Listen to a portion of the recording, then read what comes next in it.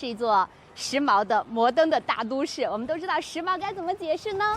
时髦可能每个人有每个人的定义吧，可能有的人喜欢复古的，有的人喜欢现代的，有的人喜欢高楼大厦，有的人就喜欢1933这样的老厂房，对不对？我们可以看到它的这个建筑风格就是那种非常有颗粒感的、粗糙的、有历史氛围的那种设计，厚重的城墙啊，然后曲折的楼梯啊，然后里面你们进去过就知道，它的空间感也特别的强，那种立体折射，等到有光线的时候，那种光影的折射也超级的美，超级的出片儿。所以这个地方，很多人可能知道吧，它应该是那种电影啊、综艺啊等等很多这种来采风打卡取景的地方，比如说你们熟悉的那个电影《小时代》，有没有看过？看过吧？里面就有一句很经典的这个开场白的台词，说：“今天我们相聚在这里，今天我们相聚在这里是为了和吉利星源一起跟大家共同见面。”好，今天我们的主角其实是我们的小小车。那说到时髦呢，在上海这座都市，在1933老厂坊，可能你随便拿一杯咖啡，哎，或者就不说咖啡啊，拿咱们中国的这个，拿一杯红茶，拿一杯豆浆，你在这儿任何一个角落取个景，拍照打卡都非常的时尚、好看，出片儿很时髦。那你吉利星源也是一样的呀，它整个色系现在大家只看到一台啊，待会儿你们还会看到好几台。整个的设计的颜色呢，就是那种冰激凌、奶油风，就是奶乎乎的，很可爱。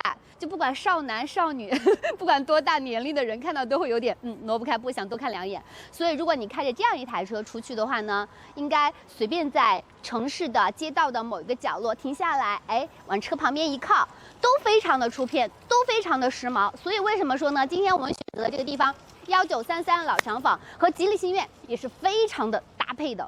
好，接下来我要提供第二个关键词了啊，大家可以猜一猜是什么关键词？其实刚刚我已经反复的提到这两个字了，心随所愿，这个关键词就是心愿啦。哎，我们直接来这边看一下车吧，这个车是有点带这种绿绿的牛油果绿的这种感觉的。刚说到星愿，肯定很多网友都会想，跟我一样，猪猪也是。我在知道吉利星愿的这个车名的时候，我也在想，为什么叫吉利星愿啊？是要来帮我实现我的心愿吗？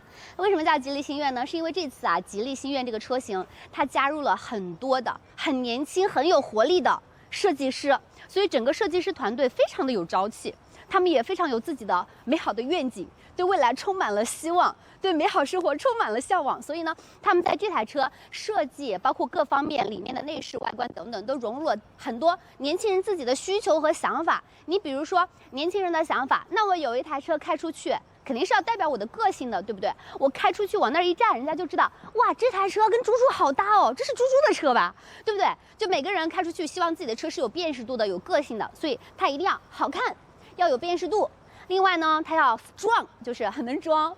那说到能装的话，我待会儿跟大家再揭晓啊。其实它真的也挺能装的，而且它暗藏玄机，很多地方都有小机关的哟。所以它的内部空间也是，虽然说是一台小车 A0级的小车啊，但是它内部空间我们已经进去体验了一下嘛，就包括后排啊、前排啊，还有它后备箱啊，其实都还挺能打的。待会儿带大家详细的再看一下啊。另外，我们看到这台车走到前面，我们说一下，刚刚是年轻的设计师团队，那他们有什么巧思呢？首先，你一看到这台车，如果把它比作一个表情的话，它是什么表情啊，兄弟们？哎，我直播间看一下啊，看有没有兄弟能够说到点子上的啊。来，兄弟们告诉我，你们看到吉利星愿，它是在对你们做什么表情？看内饰啊，内饰等会儿给你们看啊。对，发布会马上就开始了，现在是我们发布会之前的前几分钟，给大家先预热介绍一下我们的车。微笑啊，终于有人答对了，给力！对，它就是一个微笑前脸，没错。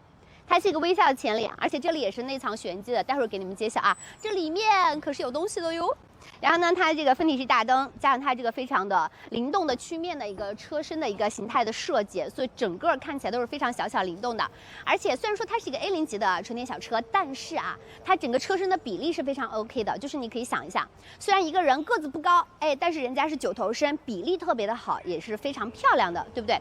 包括它的这个轮毂的设计啊，这个也是内藏玄机，待会儿详细给大家介绍啊，因为发布会马上开始了，我们现在先给大家稍微看一下，剧透一点点啊。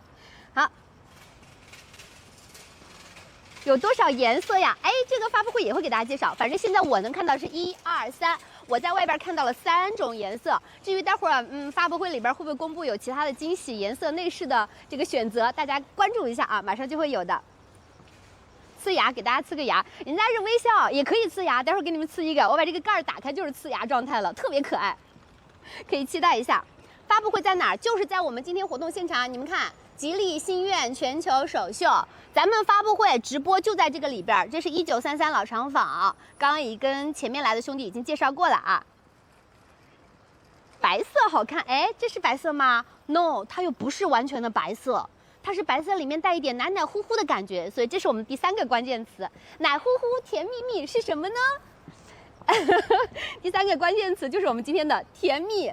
其实这款吉利星愿呢，还和哈根达斯进行了一个合作啊，就是给大家送来秋天的第一口甜蜜的哈根达斯的感觉。你想象一下。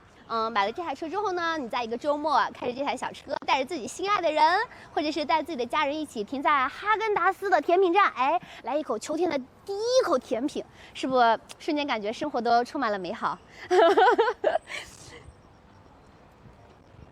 珍珠白啊，你觉得这个叫珍珠白啊？我还真不知道它叫什么白，兄弟。咱们待会儿发布会正式开始了，每一种颜色都会公布。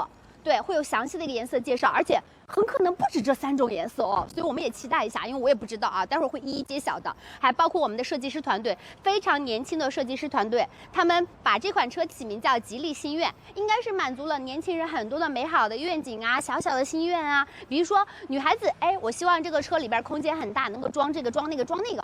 男孩子说，哎，我希望它有一个前备箱，能够装我的篮球鞋。臭袜子，所以它到底有没有满足到你们的心愿呢？我们待会儿也可以在发布会上听设计师团队来聊一下他们开发设计这款车当时的初衷，或者说他们的这个想法构思以及背后的故事，我们待会儿都可以听一听。当然了，还要期待一下配置啊、价格啊等等，我们待会儿都在发布会现场啊去跟进一下。麦炸了呀？那我声音小一点儿，是我声音太大了。Hello。快点上市，快点上市支持，谢谢大家，谢谢大家。发布会马上开始了，对，还有几分钟的时间，3分钟左右，马上开始了。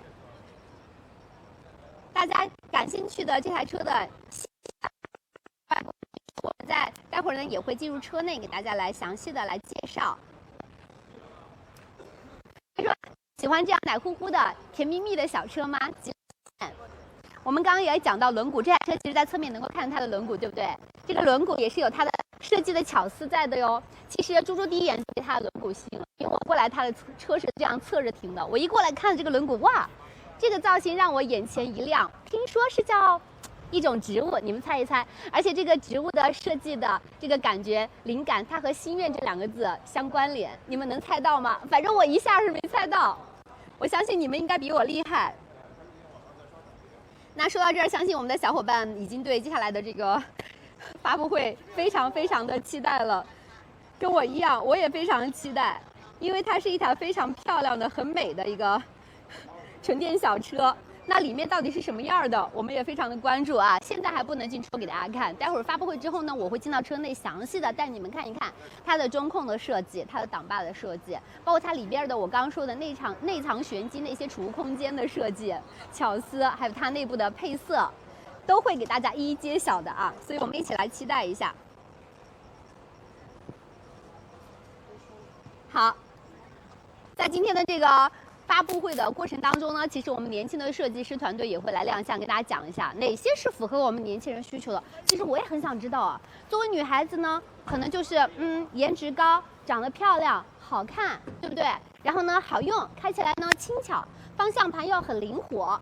那男孩子是怎么想的呢？今天的发布会到底能不能满足大家的需求呢？我相信大家已经迫不及待了。接下来就跟猪猪一起，我们一起来进入到属于吉利星愿全球首秀的美好时刻吧！冲！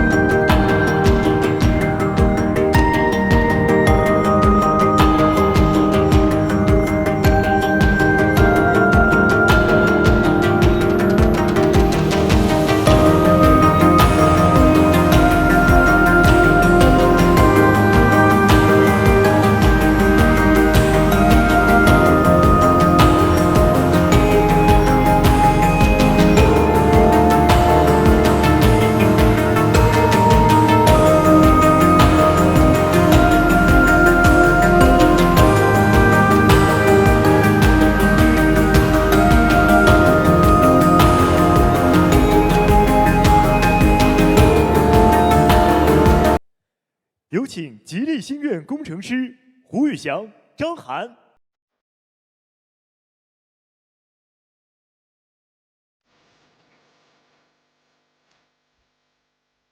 大家晚上好，我就是刚才视频里的装备控胡宇翔，来自吉利研究院产品定义部门。大家好，我是视频里的 Crush 女孩张涵，同样来自吉利研究院产品定义部门。哎，张同学，刚看你对 Crush 真的是情有独钟啊。对呀，不能让我一见钟情的，我是不会选择的。是的，对于我来说呢，其实今天这场活动，张同学，你觉得是为什么让我们2个人产品定义部的年轻人站在这个台上呢？因为今天呢是吉利星苑的全球首部发布会，过去2年的时间呢，我们对自己心中的 Dream Car 提出了很多的建议。今天当然是来跟大家一起见证 Dream Car 的诞生。没错，就拿我自己来说，我是一个95后，2年前毕业加入吉利，就是为了自己心中的 Dream Car 而来。我从小就喜欢车啊，上大学的时候就梦想有一辆属于自己的车。刚才视频里也提到了，我希望它独特、能装、聪明。就像一个伙伴，能跟我一起去很多地方，所以毕业后我选择了吉利，选择了自己来造这台心中的车。但其实呀，最初计划我是想加入造型部门的，想亲自去设计自己的 Dream Car。当然，现在我在产品定义部门，虽然没有直接设计，但还是可以把想要的车的样子告诉我们的设计同事，请他们来完成。那你今天也算是梦想成真了吧？对我来说呢，虽然我们可能对车的具体的需求不同，比如说你可能更偏向于车的一些实用性，或者是装备控等等。我希望呢，我的车给我带来的是情绪价值。首先呢，它必须要美，每次看到它都要就是给我一个好的心情。另外呢，它要有足够的空间，一定要能放得下我各种各样的物品。还有呢，它一定要有很多人性化的设置。有的时候车不是配置越多越好，而是越精越好。比如上下车呀，拿东西的时候呢，就一定要很方便。所以呢，作为产品定义部的一员，这跟我在过去2年里一直在跟产品设计的同事去反复去建议的。看得出来，张同学你真的是非常用心。那我们俩今天算是来检验这辆 Dream Car 的了，看看我们过去的2年努力，在这款车上是否都一一实现了呢？没错，希望我们俩今天都能梦想成真。接下来有请我们今天的主角吉利星苑登场。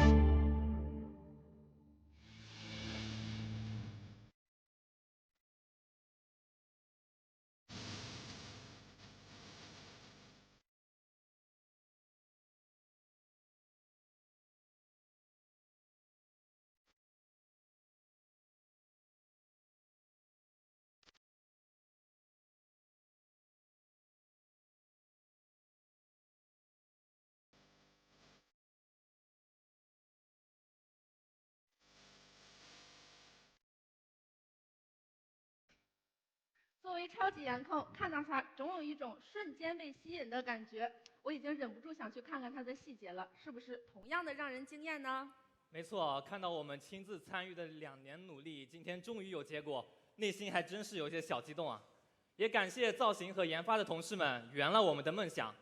接下来有请今天的圆梦大使，星苑的产品设计总监马蓉马老师上台为我们讲解这款车的产品亮点。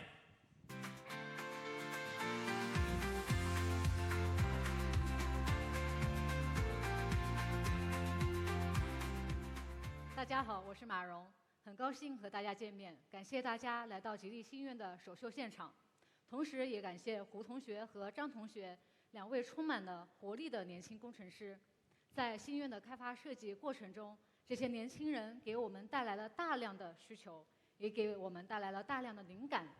通过这些年轻人，我们了解到新一代用户对于美好生活的新的理解和沉浸式的需求。所以，我们对于心愿的产品定义就是不负年轻期待，不做无趣小车。新一代的纯电小车应该是这样的：它要有好看的颜值，去匹配美好的心情；要有灵便的空间，来满足美好的生活；要有聪明的助手，才能开启每天美好的旅程。让美好不仅仅是一句口号，更是一种生活的艺术。新一代的纯电小车，不仅要给到足够的产品价值，还要给到充分的情绪价值，不仅满足代步的需求，还承载了他们取悦自我和美好生活的向往。吉利心愿由此诞生。刚刚张同学和胡同学每次提到 Dream Car 的时候，我看见他们眼里的光。每一代年轻的用户极具感知力，在平凡的生活中和工作中找到的平衡，他们更善于发现、享受生活中美好的瞬间。基于这样的思考，我们把设计定义为美好生活质感满配。美好、亲和、质感是心愿的3个设计关键词。心愿要做的就是让用户享受科技，享受美好。优秀的设计都会让用户停车离开的时候有回头再看一眼的冲动。这种一眼动情、百看不厌，才会给年轻用户有梦中情车的感觉。而在设计上，我们首先要考虑视觉上的亲和力和高级感。中国有一句老话：“取升级”，美好的形态往往是圆润的，所以打造车型形面时候，我们选择柔和、饱满又充满张力的曲面变化。比如我们侧面的腰线，这里有一条非常美丽的弧度，却给研发制造了很多难题，同时也增加了成本。但是为了拉近与用户的距离，演绎出高级简洁的气质，我们还是坚持实现了出来。大家可以想象一下，当每天出去上班或者和你的家人出门的时候，什么最重要？一定是好心情。用微笑开启一天的好心情，才是收获美好瞬间的最好状态。我们的前脸设计把这种感情直接表达呈现在我们第一次见到车的时候。前脸的设计来自于微笑的灵感，弯弯上扬的曲线如同微笑。希望我们的心愿可以让大家始于微笑，收藏于美好。与微笑呼应的是银羽式 LED 前大灯，像羽毛一样的 LED 灯带，营造出功能和视觉的层次感。不仅如此，2个足球场的照射距离，搭配 RHBC 智能切换远近光灯光，更能带来满满的安全感。照亮的不仅是路，也是美好的憧憬。我们在轮毂的造型设计上，也采用了所行之处皆是美好的设计意象，打造了16英寸4叶草轮毂。胡同学和张同学都跟我说，现在的年轻人啊，非常喜欢买一些非常幸运的小物件。我们也希望通过这种幸运、美好、浪漫的设计给到大家。当然，除了一眼动情、百看不厌的颜值才是最重要的，我们还需要有宽适、亲和的舒讲座舱，由内而外尽显松弛自在，给年轻一个疗愈的微笑，还要给年轻一个暖暖的拥抱。心愿环抱式舒享座舱，秉承亲和理念，通过环抱式的设计、辽阔的颜色、环保的材质和开阔的视野，给打开视觉的同时，让每一位坐进车内的用户都能感觉到居家般的舒适温暖。在内饰的配色上，心愿带来了天境白和仙踪绿2种选择。天境白让你反复置身白色纯净驾舱内，让每一次出行都成为纯粹的甜蜜旅程。鲜绿棕，葱郁夏日带来的薄荷甜气，让身心与自然轻松贴近，配合环保的工艺和材料，让用户有了更多美好的选择。高音扬声器、门拉手、方向盘和出风口的形状设计选取了鹅卵石的元素。鹅卵石圆润的曲线给人一种亲和的感觉，就像我们小时候在湖边用鹅卵石打水漂的美好记忆。霓虹之外，星光氛围灯都以都市璀璨为灵感，夜色下每一盏点亮的灯光和城市建筑交相辉映，化身触手可及的繁星，愿你抬头有星空，心中有美好。仪表台作为用户驾乘的高频体验点，我们也做了大量的推敲，精心地设计了璀璨水晶波杆，融入了天然的水晶矿石元素，折射出璀璨的光芒，与整体高雅的色调形成了梦幻般的精致感。同时，我们还打造了便捷的13度换挡行程，带来更轻松的操作体验。心愿保留了必要的物理按键和50瓦风冷无线快充，以安全为底线，坚决站在用户这一边。所以说，新音乐的亲和不仅仅来自于美感和质感的跃进，还来自于人性化的设计巧思。用户对生活的美好向往是心愿的灵感本源，这些源于美好的设计思考，可以说贯穿了极地心愿内外饰所有的细节设计当中。我们希望美好可见可感，让快乐成为一种感染力。心愿基于原生纯电平台开发，可以说在小车当中具有颠覆性的空间设计。对于一台10级车来说，小空间是常态，大空间本身就是有悖常理的奢望。但是心愿用高达85%的超高得房率和准 B 级内部空间击穿 A0 级标准，成为小时代的终结者。那我们是如何真正实现5座空间的呢？这里举几个最为直观的例子。前后排的 R 点的距离我们做到了890毫米，比凯美瑞还要多出了40毫米。我们的后排膝部空间达到了80毫米，1.8米的个头也能做到非常的从容。而且5座的设计在确保后排能够轻松容纳3人的时候，肩肘臀的空间均为同级最优。心愿让用户拥有小车的灵动，同时也坐享大车的舒适空间，让年轻不将就，让搭子不拥挤。当然，光靠大空间也并不能打动现在精致的年轻人。我们的大雁就给我们提出了很多的实际的困难和需求，比方说他们在说能不能多设计一些储物空间，我有很多的装备想放，能不能在前舱设计一个非常好的前备箱，我想把有味儿的榴莲放在前面，能不能在副驾设计一个非常便捷女孩子化妆的化妆台，我想随时变仙女，包括丢在后排的高跟鞋，我能不能随时藏起来，让我随时优雅出街。我们通过极致化的空间榨取和更合理化的空间布局，让这些需求一一实现，让心愿成为一台用户友好型小车。不知道大家有没有遇到这样的难题？小两口在用车的时候，你嫌我乱扔东西，我嫌你脏乱不收拾，而在我们心愿上就不会有这样的问题。心愿在储物空间上做到了懒人友好型。我们开发了36处储物空间，数量多且容极大，分区储物让每个人的私人物品都能装下，在任何位置都有顺手放的地方，而不是在随手一丢。告别了前排精致，后排拉大，让年轻井井有条。在设计前备箱的时候，我们的张同学提出了他的核心诉求，就是要对女性友好，要能装。拿取的时候要方便，开合的时候也要轻松。他还特别分享了一段经历，之前他在驾驶某款纯电品牌的时候，前备箱的位置比较靠近驾舱，导致他每次拿东西都非常的费力，而且经常会弄脏衣服。不知道大家有没有类似的经历？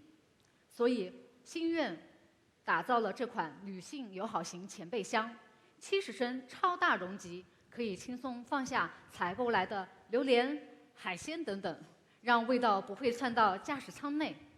舱盖配备了细弹簧双撑杆，小机盖也可以轻松开合，而且前备箱到前段只有263毫米的距离，取放东西都不用再大幅探腰，更不会蹭脏衣服。前备箱加上小机盖这种自带高级属性的设计，过去只有保时捷才有，但是现在在心愿上也可以一步到位。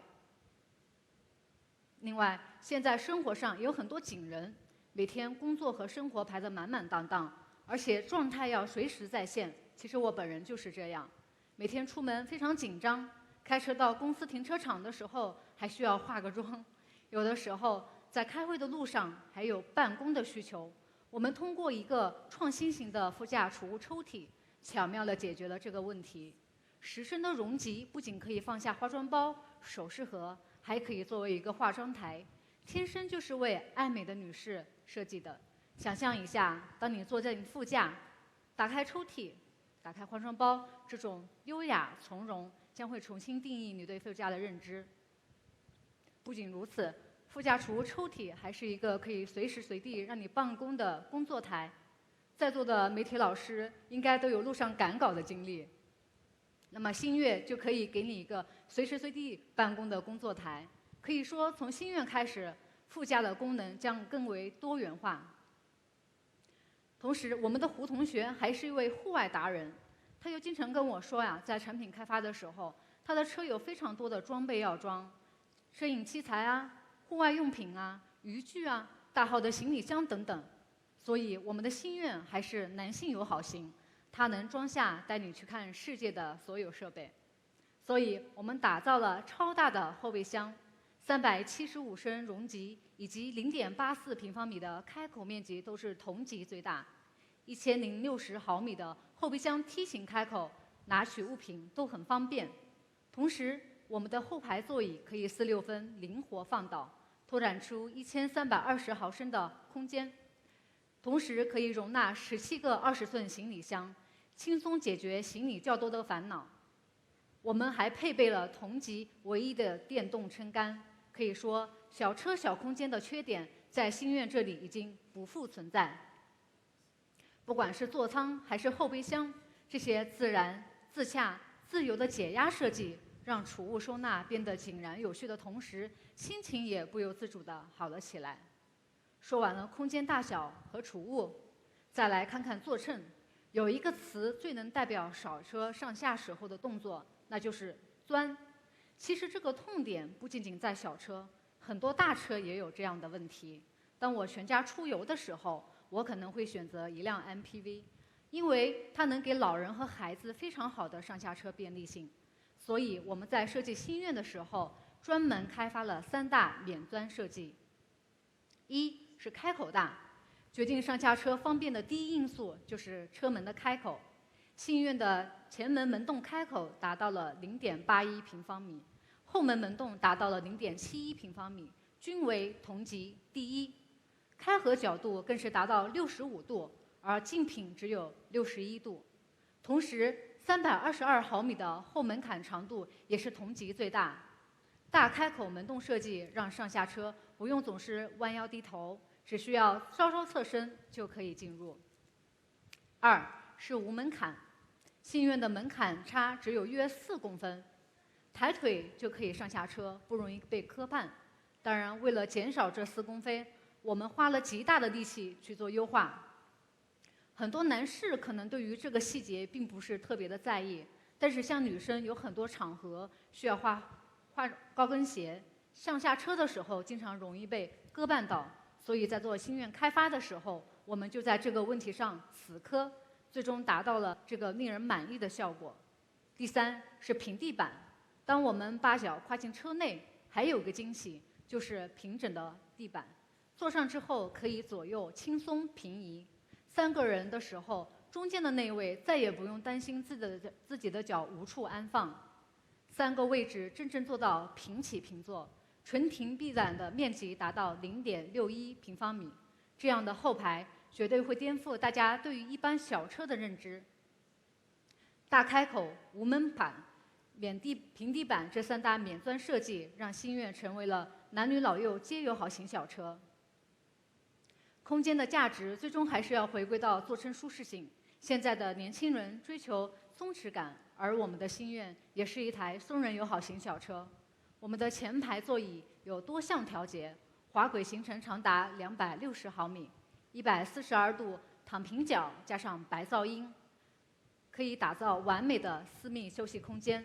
同时，后排座椅的倾角也达到了117度，这样的设计无论高矮胖瘦都可以轻松实现葛优躺。尤其是主驾座椅还配备了可以远程控制的3档加热，冬天没有上车，座椅就已经热了。设想一下，每天中午吃完饭特别的困，办公室趴着既不舒适也不优雅，这个时候就可以去车上小憩，打开空调，座椅调节到最舒服的角度，配上白噪音，小睡一下，无比惬意。后排还配备了同级唯一的空调出风口，夏天坐在后排再也不用担心被凉风遗忘。自然、自洽、自由的解压设计，一上下、一坐躺的舒适设计，让星愿成为了一台超级友好型小车，让用户可以微笑、优雅地上下车。当然，星愿的代际差还不仅仅存在于空间设计上，同样也存在智能座舱上。我们总是说科技平权，不管你用的是3000的手机还是1万的手机，系统都是一样的顺滑、智能。这在 IT 领域是非常理所当然的事情。我们在汽车的智能领域也必须做到相同的科技平权。像胡同学、张同学这样的互联网原住民，更是离不开便捷、智能、流畅的互联网环境。所以在开发车机之初，他们只有一个核心的诉求，就是星愿的车机一定要像手机一样上手就用，无缝切换。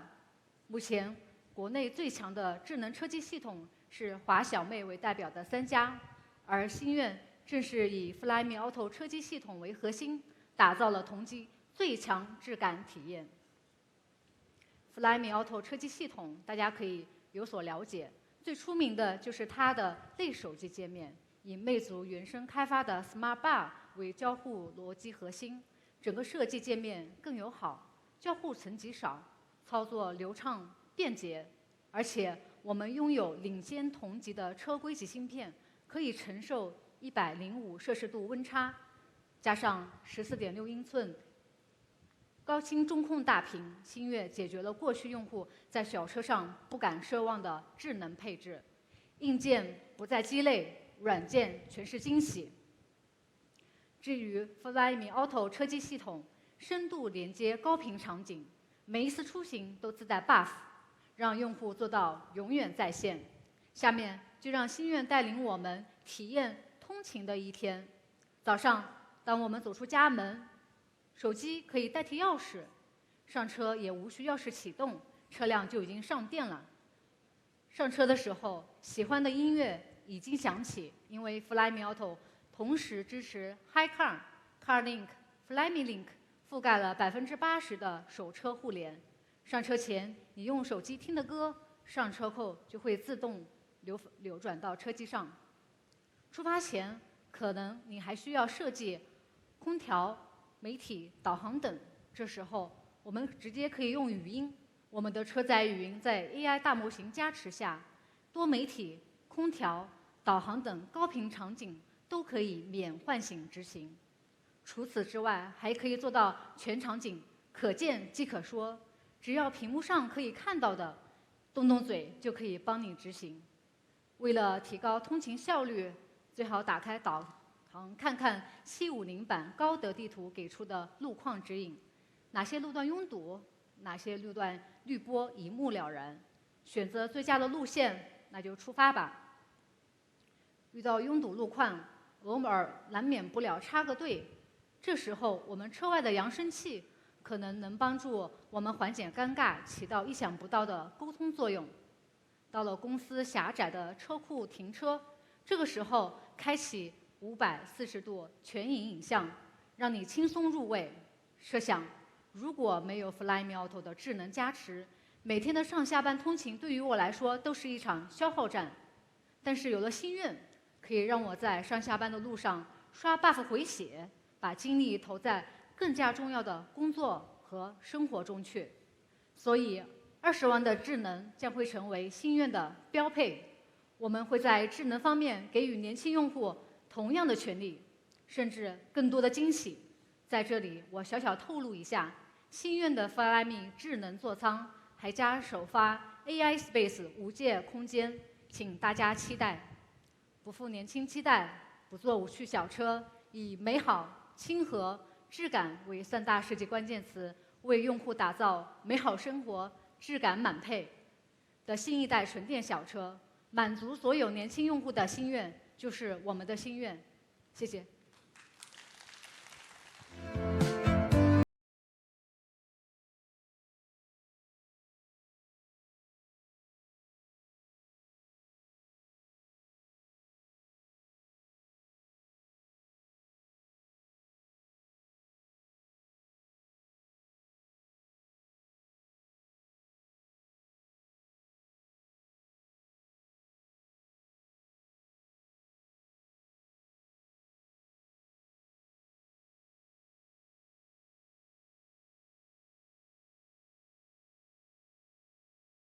感谢马老师为我们带来这台梦中情车的精彩分享。感谢马老师，星愿真是每一处的设计都在我的审美点上，每一处的功能呢都是我的刚需。你的心愿就是我的心愿，心愿能让年轻生活更加多彩缤纷，就像是夏天的冰淇淋，有缤纷的味蕾体验，美好的一口甜美。说到冰淇淋啊，我想到我在法国留学的时候，我特别喜欢在梧桐树下吃冰淇淋，那种感觉呢非常的松弛惬意。星愿给我的感觉呢就是那种的松弛感。我想星愿如果有颜色，那一定是冰淇淋的颜色。没错，心愿在设计的时候啊，把生活的滋味和视觉色彩联系起来，用通感的设计手法，把美好生活的缤纷口味传递给用户。就像我们夏天吃的冰淇淋，每一口都是让味蕾跳跃的甜美。所以啊，我们心愿的车色正是以冰淇淋来命名的。我们为用户专属定制了7种车色，它们分别是香草米、罗勒青、冰莓粉、奶盖白、慕斯银、松露灰，还有海盐蓝。香草米的色泽就像把新鲜香草浸润在牛奶里，把一切都包裹在温暖和柔软之中。罗勒青像微风6个草原，以清爽微甜的草本香味带来仿佛置身于大自然的新鲜体验。冰莓粉最能打动女生，颜色鲜艳又梦幻，好像能感受到水果的甜中带酸，每时每刻都让人心动。还有这一款奶盖白，像不像柔香清甜的芝士奶盖？淡雅的绵密之下，蕴含香甜的醇厚。接下来呢，是既有金属质感又典雅大气的慕斯银，如同甜而不腻的镜面糖霜蛋糕，高贵又时尚。看到松露灰啊，就会联想到入口即化的松露黑巧，似乎还能感受到凝视夜空时的深邃。海盐蓝呢，是最能治愈心灵的色彩，就像咬一口海盐雪糕，海风的浪漫和清新也扑面而来。怎么样？光是这7种颜色就能刺激多巴胺的分泌。吉利星愿就是这么的秀色可餐。没错，这正是吉利星愿车色创作灵感来源。而且我们也有幸与风靡全球的冰淇淋品牌哈根达斯在零销领域展开全面合作，共同为全球的年轻用户带来缤纷多彩的美好生活。今天我们也非常荣幸地邀请到了哈根达斯的王总和吉利汽车的范总来到活动现场。有请2位领导登台。有请吉利汽车销售公司总经理范俊义先生，通用磨坊中国区哈根达斯店铺及渠道销售负责人王义峰先生。那感谢我们年轻的同事们，感谢你们的年轻与活力，为吉利星愿注入了多彩的元素。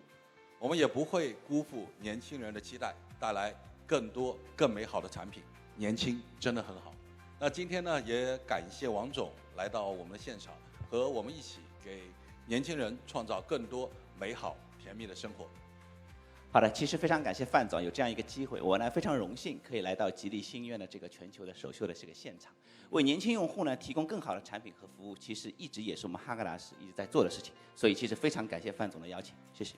好，是的，这一点上呢，吉利星愿和哈根达斯也非常契合，都是年轻人的心头好嘛。那接下来呢，我也会向各位宣布，吉利星愿将于9月10号起陆续到店，哈根达斯也将陆续进驻到我们吉利银河全国的体验中心的水吧。各位用户朋友们呢，到店去试驾就可以获得一份哈根达斯的冰淇淋。爱它就请它吃哈根达斯吧。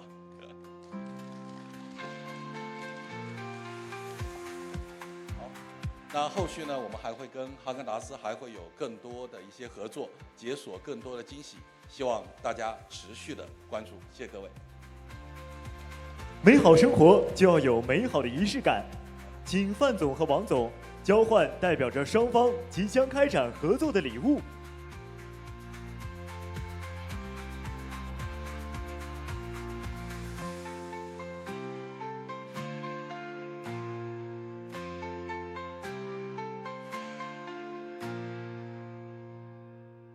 接下来，请两位一起合影留念，记录下宝贵瞬间。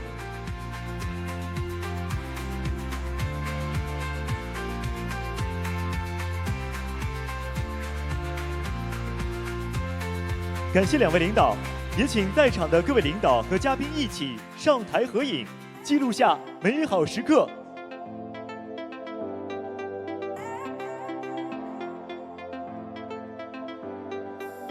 请我们范总和王总稍作留步，我们要请我们在场的各位领导和大家好啊，我是吉利汽车大连主播团大头，在我身边的呢是我们的猪猪，哈哈。然后呢，刚才大家看到了啊，我们整个这个发布会已经是结束了啊，然后也带来了很多在这个设计上的这种细节方面的讲解啊。那么我相信有很多小伙伴之前其实因为我在直播当中经常有刷到。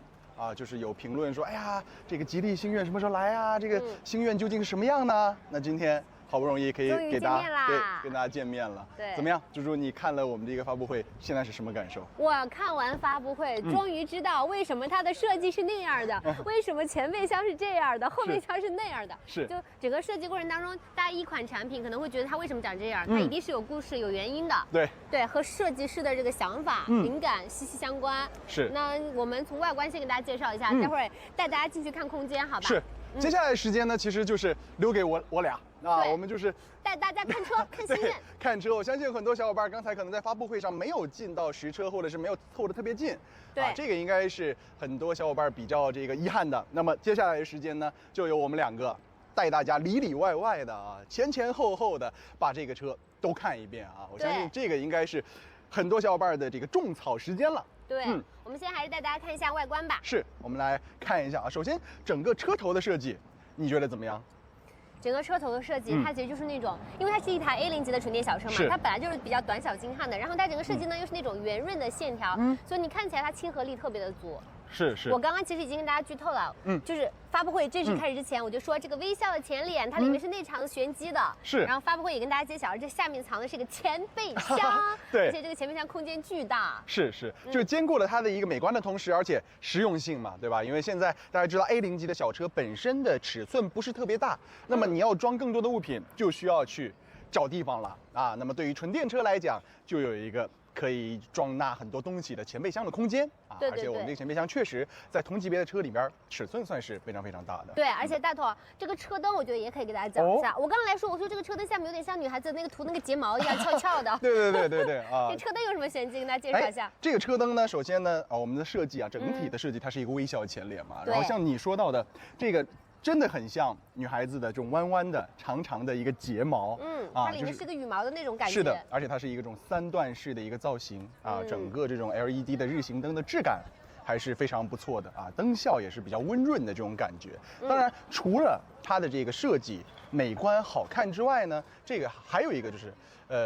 很多小伙伴在开车的时候一定要担心的，就是它的一个安全性，对吧？它这个灯现在灯做的越来越漂亮，灯光照射的亮度和距离是，越来越漂亮了，越来越好看了。但是，能不能在这种小灯的基础之上，有一个安全的远光灯，有一个安全的照射的亮度？我相信这个是很多车主朋友们会关心的。我看到直播间有兄弟说，哎，适合女孩子，这个车适合女生，还有人说是不是20万级？哎呀，你直接砍半儿吧，兄弟，这个是10万级的确实，这是能说的吗？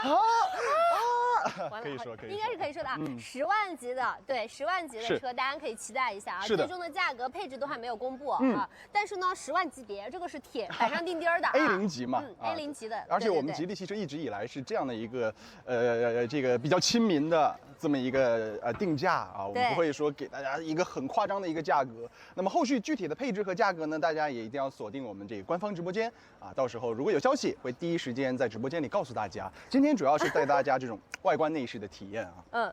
有兄弟说我是男的，我也喜欢。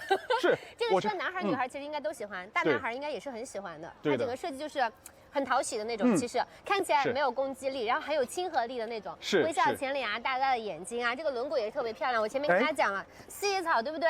刚发布会听到了。是，对，确实我们这个轮毂是采用了一个四叶草的这么一个造型的设计啊，就看上去也是这种很幸运的感觉，对吧？然后很精致，而且跟其实我们的大灯一样啊，我们大灯刚才说到了，它是一个造型好看，而且安全，照射亮度是来到了200勒克斯啊，170米的这么一个照射距离。那么我们的这个轮毂同样也是兼顾了实用和好看。外形上它是一个这样的四叶草的风格，以及它采用的是一个低风阻的设计啊，所以对于纯电车来讲，可以降低我们的风阻，降低能耗，增加续航。10万级啊，可不是10万起啊，别听错了啊！可以期待一下。对，具体是几万起呢？我们可以狠狠的期待一下。是的啊，这个我相信我们吉利汽车的定价是不会让大家失望的啊。大学毕业的第一辆车有目标了，加油！可以的，可以的。这个真的可以作为年轻人的第一台小车。是的，它很满足。哎，怎么说呢？其实刚刚设计师就里面讲的说，我更吸引我的其实是内在。哦。对外观的话，我觉得大家各花入各眼。我可以觉得它好看，我也觉得它不好看；我可以觉得它可爱，我也可以觉得它比较凌厉。是。但每个人的审美不太一样。对。但内饰有很多地方是很打动我的地方。看来猪猪是一个不仅仅关注外观，而且关注内饰的。当然，我要看内在的好吗？是的，是的。那我们话不多说，给大家看里边。行啊，走，内藏玄机。主驾，哎，我来做副驾。我上主驾了哈，带大家一起来感受一下。来，上车看，兄弟们。当然，这个门大家看打开了，它是采用了一个这种半隐藏式的门把手，我觉得同样是很精致，而且呢，整个使用也是比较方便的这种造型啊。好，坐到车内，首先我个人感觉它的这个座椅填充还是蛮到位的，对，就是它是这种比较扎实的，对，而且说白了像这种A0级的小车，像我这个身材啊，一般的 A0级的小车，我可能就是坐的会比较憋屈一些。兄弟说里面可以睡觉吗？当然可以，可以。里面有一个，我跟你说，有个休憩模式，就特别适合什么呢？就是你在上班就午休的时候，你公司就趴桌比较难受，对，哎，不是摸鱼，人家是正儿八经的正经午休，对，正经午休，你就可以到你车里打开那个休憩模式，给大家展示一下。其实就很简单啊，我们这个下滑我们车机的菜单，它就有这种休憩的空间，对，啊，然后就可以，比如说你喜欢什么样的一个休息的场景，它可以下雨天，今天其实早上也刚好下雨了，对，下雨天啊，包括有海边啊，包括有这种山雾里的感觉啊，包括有我们的这种静夜。我最喜欢的是那个下雨天的感觉，因为下雨啊，最好是还有雨声。白噪音有的。对，就是把那个雨声打开，然后你躺在这儿就感觉全世界的纷杂都与我无关。是，我就在这儿睡我的觉，30分钟可舒服了，对吧？对，而且它是可以自定义的、定时的啊，所以就是比如说有的小伙伴午休是15分钟、20分钟，它可以自定义的在这里去设置啊，所以就怎么睡啊？当然是躺平了睡啊。当然，我们这个座椅是有一个很大的一个调节幅度啊，所以可以整个人半躺的，对，来一个很舒适的姿态在这个车内。然后，而且我们这个休憩模式开启之后呢，所有的车窗它都会自动的关闭，对，然后会播放白噪音，然后会把你座椅调到舒服的这个位置，然后你就可以在这儿休息了。说到这儿呢，其实我们可以也给大家简单的介绍一下整个车机的系统 Flame Auto，因为这个年轻人应该是很在乎这个的。对。就我们用手机用车机一定要又好用，又方便便捷，然后又快。是，就是它能吗？它能吗？那我们就操作起来。首先，跟大家讲一下，就是我们这整个中控屏幕，我不知道猪猪你有没有发现，它尺寸特别大，尺寸应该15.6，14.6，对，14.6，对，加上旁边，对，它的在这个级别吧，A0级，然后包括您刚才说到的10万级里，这个已经是非常之大的，非常大的了，对的。然后屏占比是很高的，很丝滑。为什么我说它很丝滑呢？因为你看，我们随便去滑动一下它的这个感觉啊。包括你对，它很跟手，对吧？对，就是它那个好像和你手机屏幕的那个感觉有点像，其实对不对？对，而且它的这些菜单键啊，包括这种返回的这种快捷键啊，都是跟你正常的智能手机的操作逻辑是一样的，对吧？是这样的。你看，对。然后包括和那个下滑有这种快捷键，有点像，就跟你手机的，对吧？有点像。所以这个难怪是年轻人设计的，是，他就按自己的习惯来设计的。是，对，因为说白了，其实这个就是我们魅族的团队去做的嘛。哦，难怪了，所以手机的操作一样的，对的。所以说他日常用手机用车机完全就是无缝的衔接，他一上车就觉得哎很轻松，就是一样的操作，对，不用换一套脑子，换一套逻辑来执行了。上手的时间成本是很低的。对，就是会用智能手机的，哎，我上来就会玩，都可以，反应很灵敏，是吧？很灵敏吧？是，后排能放导吧？当然能，等会儿我们给大家展示，对，等会儿，然后包括氛围灯看看，好的，可以，氛围灯其实我觉得。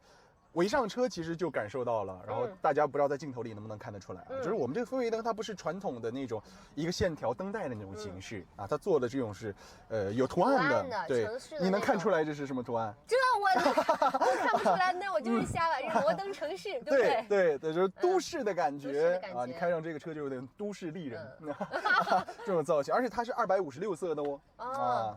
颜色非常丰富，而且你根据自己的喜好来选，然后模式也是很多。就是现在我没有去调颜色的情况下，它这个氛围灯有呼吸感那种。对，它有呼吸的氛围灯，是的，律动的，它是可以调它的模式，而且这个氛围灯不仅仅是在我副驾的前方，在两侧的门板上同样有啊，所以你有一个这种环绕式的感觉。有的人问男孩子多高，男生他们想知道副驾的空间，对，1.8米，你看坐在这儿，我就说这个空间，它这个车内挖空间做的比较好，虽然是 A0级的，但是它有点像 B 级车的空间，而且它做了很多储物的地方，除了就是你看坐着的这个头部的空间以外啊，我165，女孩子肯定就不用说了，你看男孩子，是我完全没问题。还有2拳多，发胶我压一下啊，随便压。灯大概是1拳多一点，1拳半的样子，头顶还是比较富裕的。是的，对。而且两侧其实宽度也是很出色的。它是一个环抱式的座舱，你坐在这儿，其实你看我现在是把座椅调到最后了啊。其实我整个感觉就真的是有那种很环抱式、很温馨的氛围感的。是。对。但其实如果你不爱开车，哎，我作为女生，我就想偷个懒，我坐副驾有个很好的点，女孩子一定喜欢。哦，是什么？就是你前面那个抽屉。抽屉是吗？给大家看一下。这个抽屉真的是很深哦。它不是手套箱了，它就是这个抽屉，真的是个大抽屉。是。哎，这个抽屉你可以把一般的，我把座椅往后来一点，对，给大家展示长一点。你看，它很大，很能装，而且它不会像传统的那种就是侧开的，它容易不小心就掉东西。哎，对，你一拉它就哗啦哗啦，是吧？是。这个就纯的是一个抽屉哦，有点像个什么呢？对女孩子来说，梳妆台。哎，女孩子上边有一个大镜子，下边有一个放化妆品的小秘密空间。对，男孩子也很好呀。他不是说有个单门可以把那个手提电脑是摆在这儿，你就可以办公了。哎，我就可以黑神话悟空了，就相当于是个小桌板了。是不是？对，非常的实用。对，而且确实我觉得这样的设计之前没怎么见过，对吧？没见过。一般的手套箱都是那种的，对，都是打开式的。它这个是前后的，而且它很丝滑。它真的很大哎，我摸一下。是。哇塞。对。在里面感觉可以放我2个化妆包。对，然后包括我们的笔记本电脑放在这里边啊，电脑也可以直接放进去。是啊，这个就是我比较喜欢的。是，就是这个车上你可以看到有很多这种创新的、人性化的小细节，这个就是我们根据用户的角度去出发啊，然后呢，感受到大家习惯的、喜欢的这些用品啊，就把它放在这个车内了。看后排，等会儿看，不着急啊，一个一个来，每一个细节都照顾到，大家都能看清楚。然后中间这一块的我们的这个灵动岛也给大家展示一下。其实这一块我觉得我很喜欢，因为现在很多新能源的车呢，它都做这种大屏了，对，双联屏、3联屏什么的，基本上已经没有物理按键了。是，但我觉得常用的按键其实是需要的。对，空调盲操嘛。对，你这个是很需要，因为你是常用的，你总去点屏幕开关，其实我觉得，哎，对于屏幕的这个使用率是不是也会有影响？这个倒还好啊，但是主要是让你选嘛，对吧？对女孩子来讲，像我这种，我就是比较脑子比较简单，一根筋的那种，我就很烦去开空调还要去开关调去滑，然后我开这儿我觉得哎很方便，所以他把几个基础按键做了一个物理按键的，对物理按键，然后其他就是在屏幕上集成的，对，然后档杆是这样的，哎，这个我觉得很精致，对，很精致，很小巧。对，现在是晚上没有光折射，其实它白天的话是它是有点透感的，哎，对，很清透的感觉，对，会透光的那种，对的，很漂亮。然后这里是2个杯托，然后这里是个小橱柜。这个你白天说是放什么来着？放眼线笔，眼线笔，放眼线笔都能放得下，放小东西都可以，放口红啊什么的。然后这就是它的无线充电，对，50瓦的无线充。无线充这个旁边也是有一些空间，你看它做了一个内挖，然后里面是那种防滑垫，是，所以说你手机放在这儿，不会嘎啦嘎啦响。对，包括你的车钥匙其实也可以往里塞。我不知道车钥匙长啥样啊，多大啊？应该是能放得下的。很精致的一个很小巧的一个车钥匙，应该是能放得下的。对的。刚好你在下面掏车钥匙，我想说，这个灵动岛下面这个空间也是真大，这可以放一个中号的那种托特包，应该没有问题。我们是这个特别大，专业的给他展示，要手在垫在后边。我们女生，我看那个女生的美妆视频都是这样的，这样展示。然后大家看一下我手里，你这个手张的也太开了。对，这个钥匙还是挺精致的，是，小小的一个。然后你看放在这里面也完全是很好 OK 的，就你把东西都收纳起来，不要露在外面，晃荡晃荡的，就显得车内不太简洁。是的，对吧？这个也对，就是您说到的储物空间确实很多，而且很实用，特别是家里可能有一些有小孩的朋友，小朋友的东西就很多啊，这里一个玩具，零食啊，那里一个零食，娃娃呀什么的，对，就可以放在车内。这些东西不能放前面。哎，这个要跟大家讲的，因为有安全气囊。是这个点是吗？我想说的是另外一个点啊，是什么？可以藏在后边啊！哦，是这样。对呀，看第二排后排空间下面做了一个内挖，看来可以藏很多东西。我的思维是很男生的一个思维。我是女孩子，对，你首先第一想到安全。我就想到安全，因为我想到是美观。是的，这个也是要提醒大家，就是所有的车内其实在这一块，对的，我们这儿有 airbag 的标志嘛，它弹出的时候会打到人，反而会对你造成2次的伤害。对，所以一些香水啊、硬的那种挂件儿，千万不要放这儿。是的。谢谢大头老师科普的好。我们今天对啊，我觉得这个就是跟女生搭档的一个好处，就是大家的角度是不一样的，对啊，但是都是需要的，对，都可以在车上发现你的需要的点啊。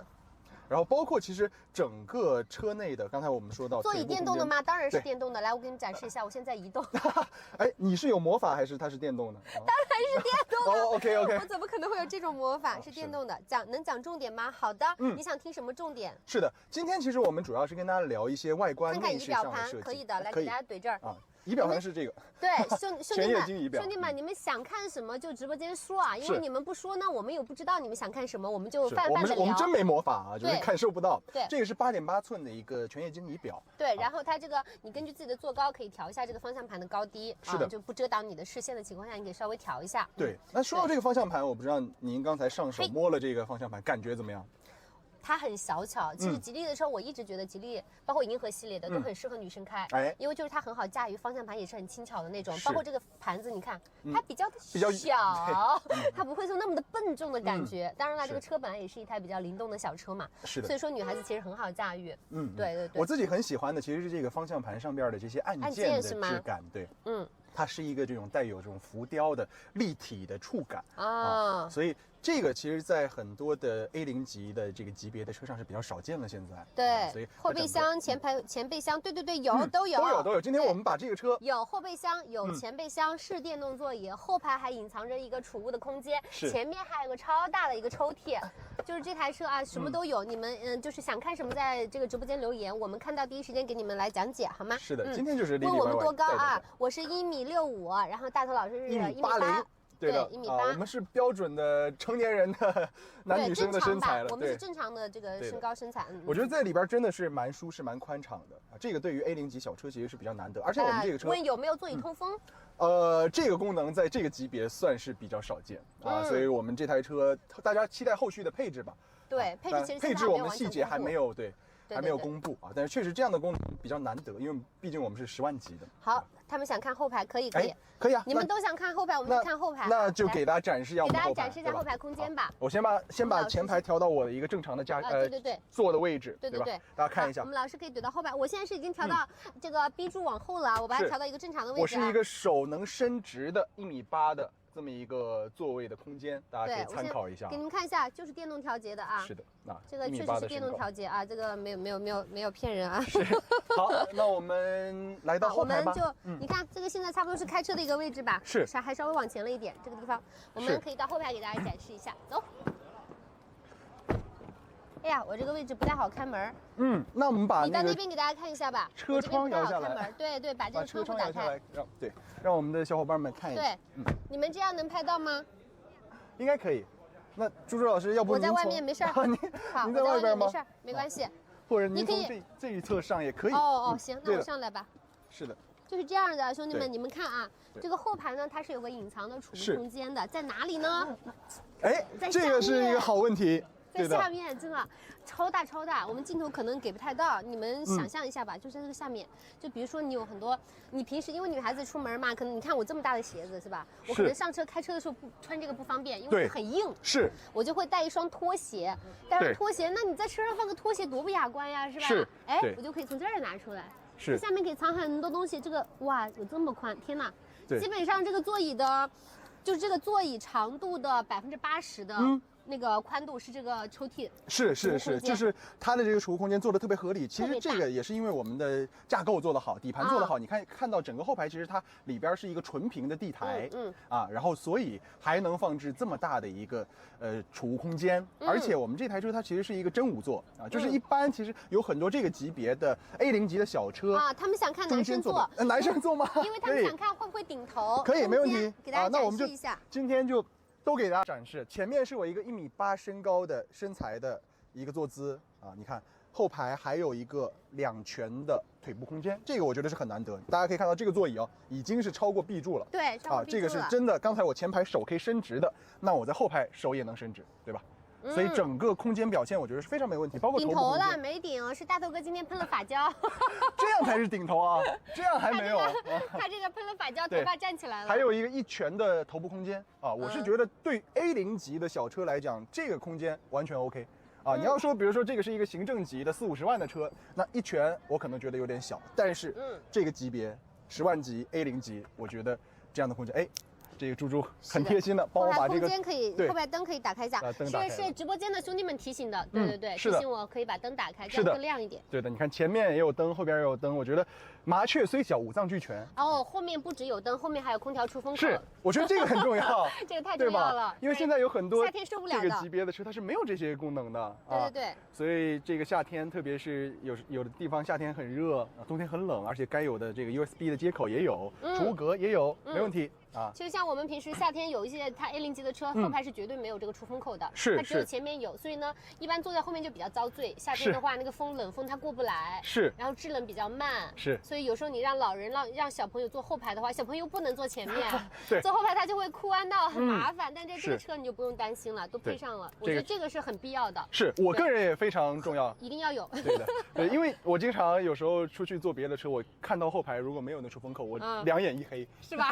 因为我是很怕热的一个人啊，所以整个坐在里边我觉得没问题啊，空间啊、舒适性啊各方面都 OK， 而且它地台是一个纯平的哦，这个是很难得在这个级别看到的。那说明纯平的就说明这一定就是一个纯电的架构，它是一个很合理的、很这个宽敞的这么一个表现。它这台车不仅仅是后排做的纯平，它还有一个点，就是它这个地方，这里门槛几乎和后排这个地毯是纯平的了。是这个就是虽然只有那么几厘米的一个差，跟其他的车但这几厘米对车身的整个设计，包括它整体的安全性、刚度、强度都是有很大的这个区别的，要花很多心思。是，而且它这个做平了怎么样呢？就是我们上车你看。是吧？高跟鞋不容易刮到，然后小朋友那种个子很矮的小朋友上车，他要爬，爬的话他就不用过那个门槛儿，所以它这个也是非常人性化、很贴心的设计，我觉得是非常棒的。像猪猪老师您提到的，就是确实我们整个上下车是很方便的，对吧？这个对于 A0级的也比较少见，而且我们前门、后门它的开合的角度啊，它这个进车的角度啊，都是比同级别更优秀的。这个其实也是我们在设计的之初啊，去为了人性化做出的这个改进。还是很方便。大家想看后备箱对不对？来，跟我来。可以，我们可以来到展示一下。好，来，大头哥给大家开一下。是我给大家展示一下。首先，车尾的线条先跟大家聊一下，它是一个这种，也是同样比较圆润的啊，比较这个丝滑的线条。包括这个尾灯，我个人很喜欢它的一个设计。它是这种带有一点折角的这样的一个设计啊，其实也是微笑，这个有点像那种。笑起来眯眯眼睛，对我觉得它像开了那个后眼角的那种，很漂亮，一个比较夸张的 wink 的感觉是吧？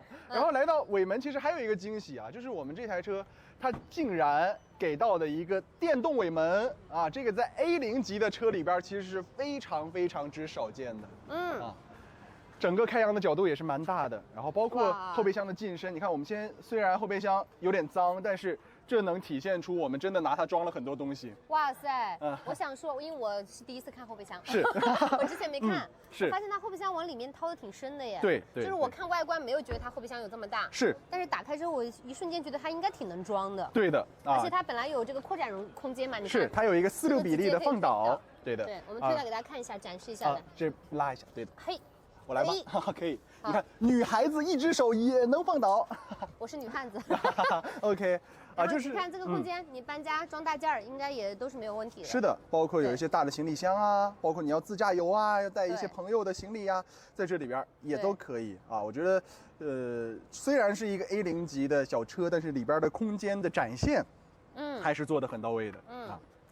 这个后备箱，对呀，确实很大。我去这么脏，那是因为真拿它装东西了。对，就说明我们这个真的是经得住考验啊。这个不是用来纯的做展示的车，兄弟们，这是干活的车。是的，它也帮忙干活了。我们一些就是活动需要的一些展品啊、物料，从它拉过来的。你看里面还有鲜花的痕迹，这应该是小花瓣。哎。对，一看就是女孩子注重细节啊。对，所以我们男同胞要小心了啊！你要是送花给别人，千万不要让女孩子发现了。这个里边，对，这个里边这么能装啊，能放这么多的东西啊！这个后备箱的容积是来到了375升啊，而且是没放倒的状态下。有兄弟，你是来砸场子的是吧？一直在问我几个轮胎。几个轮胎？可以猜一下。没有备胎。现在一般的纯电车也都没有备胎。新能源车对，基本上几乎没有，所以一般都是补胎液。对，会给一些这些。4个轮胎，再送你一个车模就8个，好吧，8个轮胎。对，新能源车，而且电动尾门关闭也很方便，关起来也很优雅方便。然后带你们看一下前备箱，可以吗？想不想看？除了后备箱。这个车特点，它还有一个很大很大的前备箱。前备箱看一下，想看吗？想看吧，想看扣一下啊。对，看一下大家的弹幕。哎，大家好像对我们的空间还是比较满意的。对，空间还是比较满意的。是的。能加装导弹吗？好，然后我们再往前来到车头，带大家看一下。这什么问题？可以装导弹吗？他们说。这里面可以藏，就是空间是有这个空间了，但是这个东西我们不提供啊，这个大家可以根据自己的喜好来选择。有天窗吗？我们现在看到这台就是没有天窗的。这台是没有天窗，是的，没有天窗的。这个后续具体的配置，我觉得还是要根据我们之后的发布会大家再来了解。俩，有问必答，有问必答。好，主打一个。那我们开一下这个，开一下这个前备箱。那大头哥帮咱开一下，我看你们还有什么问题。打多少？打双闪看看4个灯，你们不要太过分了啊！有外放垫吗？外放垫没有，内外都怪好看是吧？还挺好看的。对的，我们这台车呢有一个很大的前备箱哦。前备箱很大。是，进深也很不错。这是我见过的目前。你看又放花了在里边。对，这个也放东西了，里面有一些花的叶子。这个前备箱应该是我目前看到的纯电车里面的第2大的。哦，可以，我觉得这是很高的评价。所有的就是有前备箱的车里边，它是第2大的，而且它有一个点是什么呀？很多车有前备箱，但是呢，有个点就是你放东西的时候，比如说女孩子站在这儿，真的，我要靠着车头才能这样放进去嘛，因为东西有一定的重量。但它这个离前面的这个长度距离好像只有20多厘米。所以它这个距离是比较短的，你可以隔远一点这样子放，这样就不会把这个车头的这个灰蹭到裤子上。对，蹭到你的裙子、裤子。我觉得这个也是我们设计的特殊的小细节。这真的够大哦。而且我不知道有没有小伙伴刚才在我们开机盖的时候注意到了，这台车的前机盖用的竟然是2个液压的撑杆。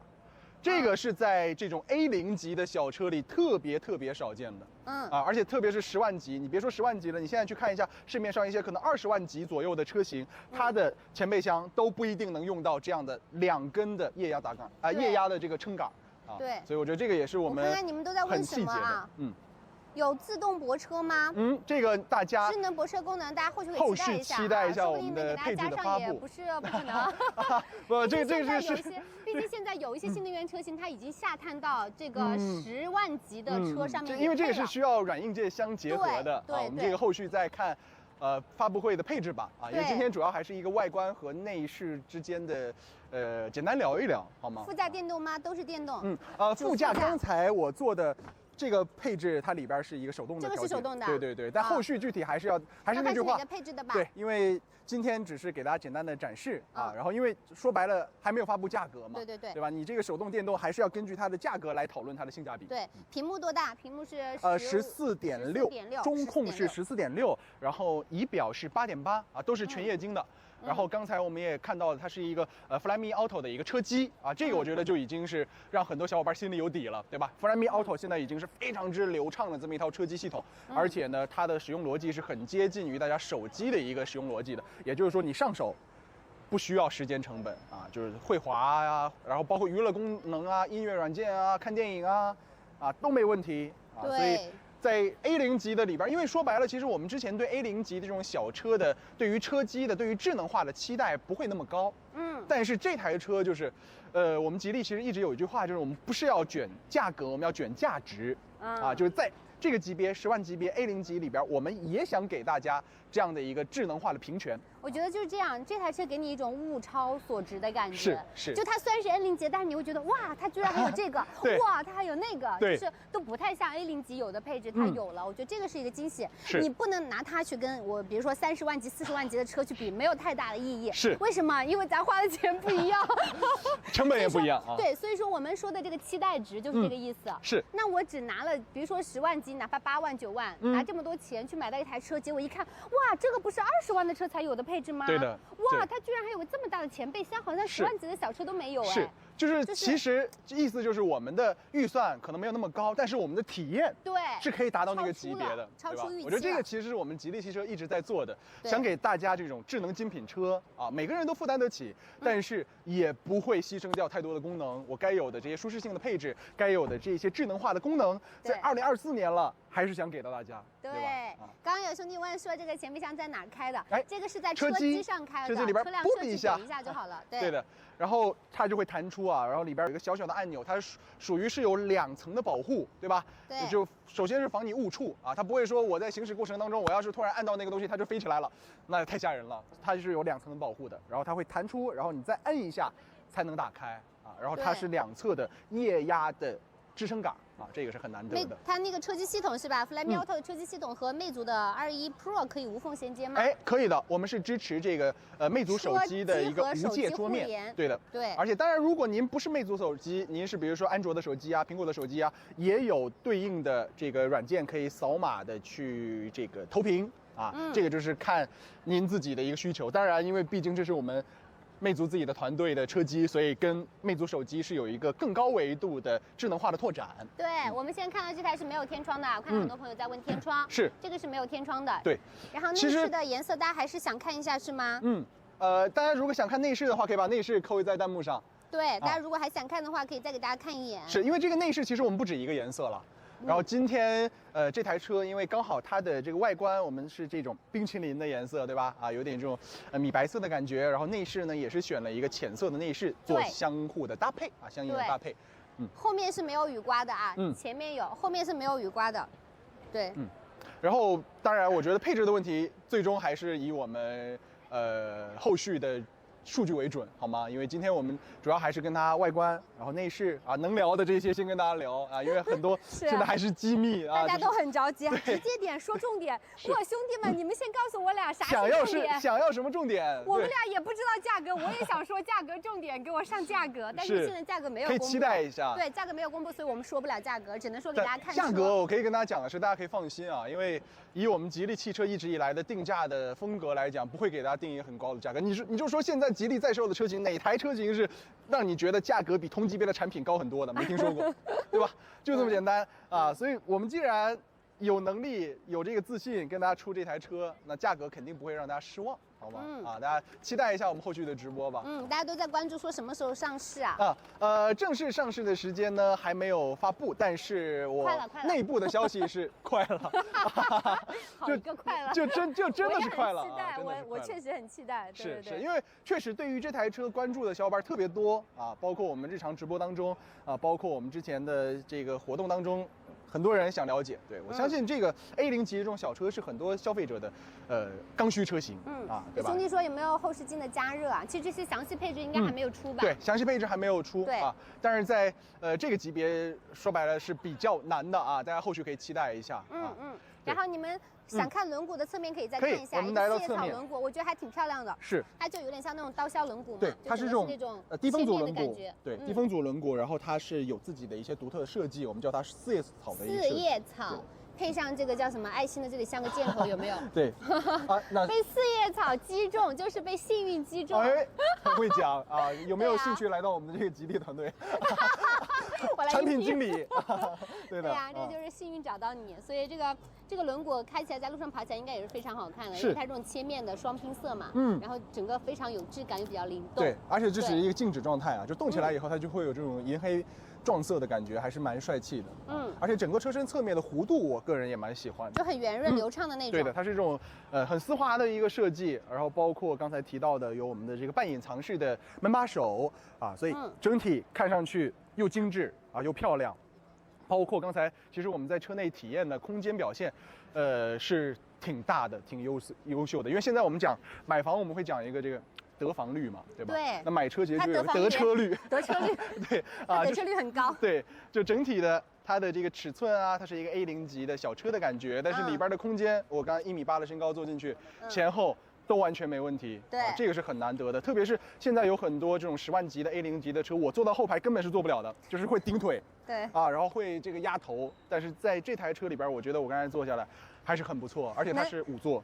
他们都在关心说能赶上国补吗？快点上市，快！大家可以期待一下啊，这个国补这个消息我们肯定也知道啊，所以我们肯定也会赶这个时间。对，所以大家不用太担心。是的，要锁定我们官方直播间，以及在我们的屏幕右下角会有一个小组件啊，大家可以一键的提前的去预约这台车，对吧？有几个兄弟一直很关注，在刷屏说几个音响，他们应该是对生活很有追求的。音响可以跟大家讲一下，就今天我们看到这台车，它是一个6个音响啊，6个音响，在6个扬声器，在这个10万级的里边算是不错的一个配置啊。那么当然，具体的大家还是以后续的配置为准，以及呢音响这个事儿，我觉得还是希望大家能坐到车内去感受。对吧？对，因为就算我们这儿给大家放了音乐，感受了音响，大家感受的是麦克风的音质。对，传出去的音质不一样的。你们可以去到时候上市了之后，你们去店里去试驾，线下去车内感受一下，在我们的右下角就可以一键去预约啦。好，赶紧上市吧！赶紧上市，行啊！我给我们领导压力，我回去这个督促他啊，push他一下。对，是的。啊，当然感受到大家对于我们这台车的一个期待和喜欢了，不会让大家等太久了。我发现了，在直播间这么着急问的人，应该都是很期待的人。是，爱之深责之切嘛。一个就是很关心。价格是第一的，对。第二，配置是有很多现在已经看到的配置超出了 A0级能给到的，但是我们还期待更多，因为越多越好。对，因为反正我自己花钱，我肯定想要越多越好。你给我20万级的所有的配置那更好。是，就是现在其实有点降维打击的感觉嘛，每个产品就每个车企都把自己能拿出的更多的诚意都已经拿到给到车里，就卷价值嘛。对，很卷。所以我们也真的可以期待一下这台车到时候正式上市的时候价格到底是多少？对，好，是不是大家可以期待一下。对，好，那我们今天跟猪猪的这个外观啊，包括内饰的功能项的分享啊，差不多就要告一段落了。我相信很多小伙伴还意犹未尽，以及大家最关心的价格的问题、配置的问题，我们会在后续的发布会上再次给大家带来啊，所以大家一定要记得点一下关注我们的官方平台，有消息第一时间告诉大家。对，也希望大家第一时间可以去到，就是等它上市之后呢，第一时间去到你就近的4S店去看一下，是不是我和大头哥说的这样啊？就是方方面面是不是那种感受？对的，百闻不如一见。对，一起期待。刚刚有朋友问是哪个旗下？这个是吉利银河，对，应该是归在银河系，对不对？对，我们现在新能源车主要就是银河里边了。对，所以这个也是归在银河这边的。是，反正大体都属于我们吉利汽车啊，所以大家可以多多来关注。然后当然，如果有小伙伴问说，最终网点的问题，那都会有啊，就是不仅仅是银河的体验店里，我们吉利汽车的有些4S店也会有这台车的这个展示，所以大家可以到时候就近去看就行了。持续关注，希望你们都能实现心愿。是，好哇，非常好的 ending。好，那今天也非常感谢大家来到我们的直播间，我是大头，我是猪猪，我们下次再见喽，拜拜，谢谢兄弟们，拜拜。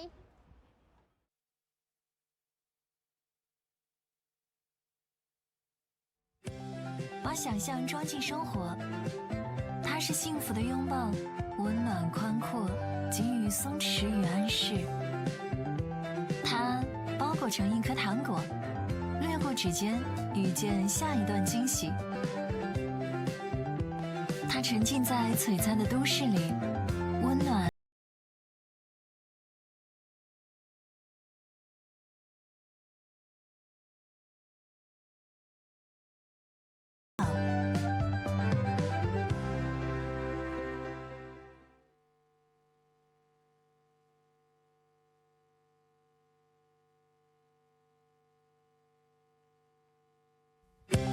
把想象装进生活，它是幸福的拥抱，温暖宽阔，给予松弛与安适。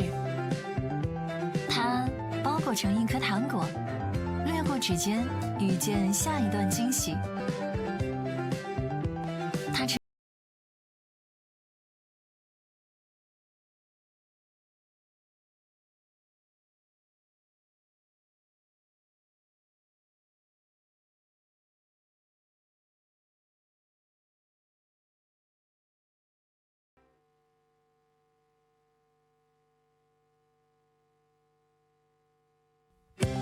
把想象装进生活，它是幸福的拥抱，温暖宽阔，给予松弛与安适。它包裹成一颗糖果，掠过指尖，遇见下一段惊喜。它沉浸在璀璨的都市里，温暖而又治愈。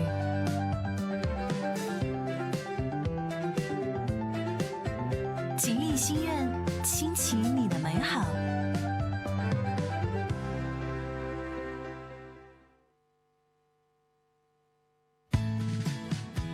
把生活的入口打开，你会发现微笑是藏不住的。它泡在阳光下的咖啡里，内心富裕，肆意着微笑。它是轻盈的羽毛，透过阳光勾勒出光的形状。